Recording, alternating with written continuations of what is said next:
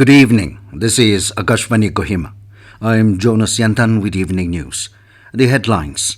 Prime Minister Narendra Modi says Constitution is the lighthouse that gives direction to the government.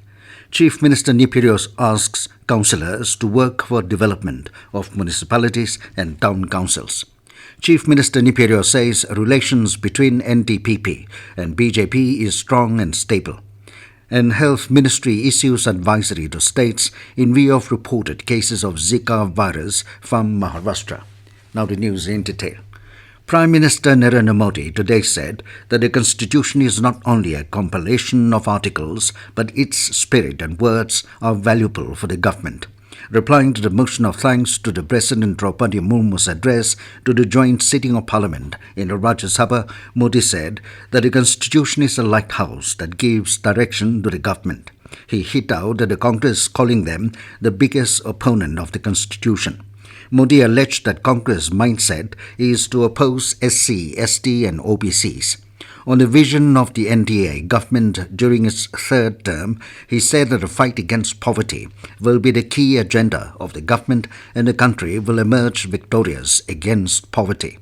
Modi said pace, depth and extension of the welfare schemes will be the top priorities of the government.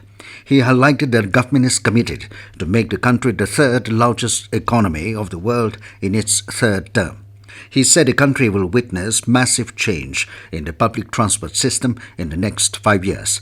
The Prime Minister also said that the country's economy has reached the 5th spot from the 10th spot despite challenges posed by COVID pandemic. The Rajya Sabha was adjourned Sunday after the upper house adopted a motion of thanks to the President's address to the joint sitting of both houses. Nagaland Chief Minister Neiphiu Rio today said that privilege comes with responsibility. The Chief Minister was speaking at a program organized by the Nationalist Democratic Progressive Party, NDPP, to felicitate the newly elected councilors of the Kohima Municipal Council at the party's conference hall in Kohima today. Rio emphasized that the councilors are privileged to have been elected during a time when election to the urban local body was held after 20 years in the state. He also pointed out that the ULP election results had sent a message that the NDPP party is rooted and called for efforts to strengthen the party at all levels. The Chief Minister highlighted that the state government had passed a new Nagaland Municipal Act 2023, repealing the Central Act and enabled the ULP election with 33% women reservation. He informed that the tax part in the new act was omitted. However, registration fees and other services fees generated from each municipal and town council will be used for its own development. Rio further informed that the state government would provide funds for establishment of the offices and grants for development besides the funds from the Planning Commission.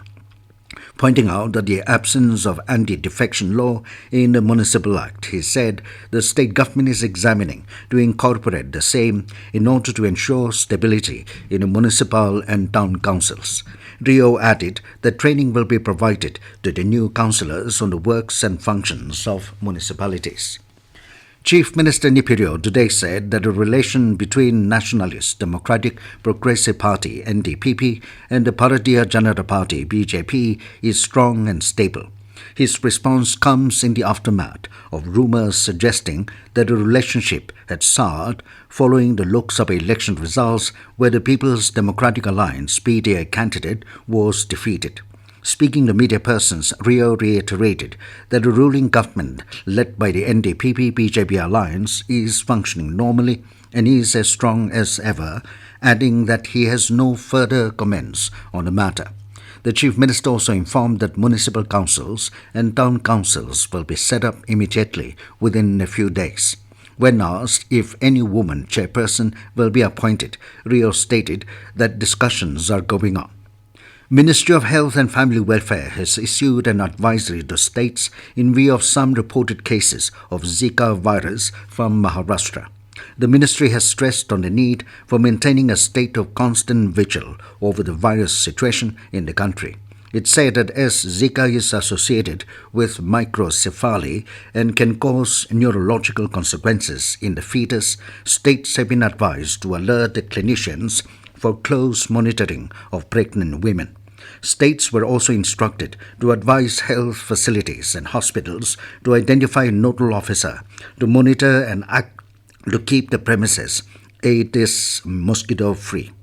States have been emphasized on the importance of strengthening the entomological surveillance and awareness through precautionary messages. For timely detection and control of any impending upsurge or outbreak, state authorities have been advised to be vigilant, prepared, and ensure availability of appropriate logistics at all levels. This news comes to you from Akashvani, Kohima. You can also listen to this news bulletin on News On Air app and YouTube channel AIR News Kohima. Union Minister for Electronics and IT, Akashvani Vaishnav, has said that India's approach to utilizing the potential of artificial intelligence (AI) is aimed at democratizing technology. Inaugurating Global India AI Summit in New Delhi today, Vaishnav stressed that technology should be accessible to everybody.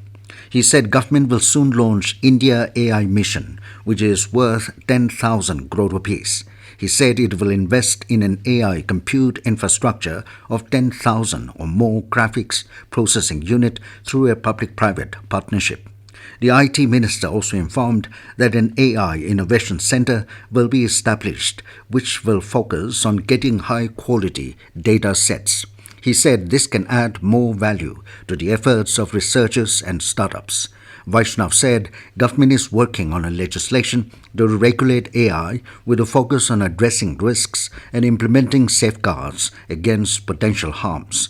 The union minister said AI can be a very big tool to solve problems, but there is also a need to contain the risks.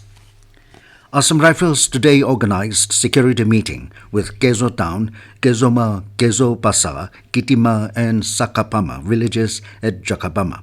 The meeting discussed various issues for the welfare of the villagers relating to administration, security scenario and various other social issues. The meeting also highlighted the Agnipat scheme and sensitized about the scheme to the village representatives so that they can motivate eligible candidates of their respective villages for joining the armed forces. A medical checkup was also conducted for the villagers who attended the meeting. The village representatives appreciated the efforts of the Assam Rifles in conducting the security meeting, stating that it ensures a cordial relation between the civil populace and security forces. Executive Engineer BWD Roads and Bridges, Noklak Division, Engineer Daniel, has issued travel advisory for public safety in view of road blockages and landslides due to continuous heavy rainfall under Noklak district. The executive engineer strongly advised commuters and the general public to exercise utmost caution, particularly during night time, to avoid a risk of unforeseen accidents. The Angami Women Organization AWO has informed that financial assistance for destitute women provided by the Department of Women Resource Development for the year 2022-23 will be dispersed from AWO office in Kohima.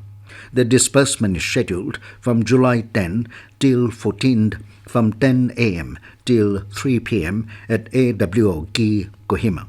The organization has directed beneficiaries to bring the payment book issued by the department for verification. And now to the news, here are the headlines again. Prime Minister Narendra Modi says Constitution is the lighthouse that gives direction to the government. Chief Minister Neiphiu Rio asks councilors to work for development of municipalities and town councils. Chief Minister Neiphiu Rio says relation between NDPP and BJP is strong and stable. And Health Ministry issues advisory to states in view of reported cases of Zika virus from Maharashtra. That is all we have in this evening news bulletin. Good night.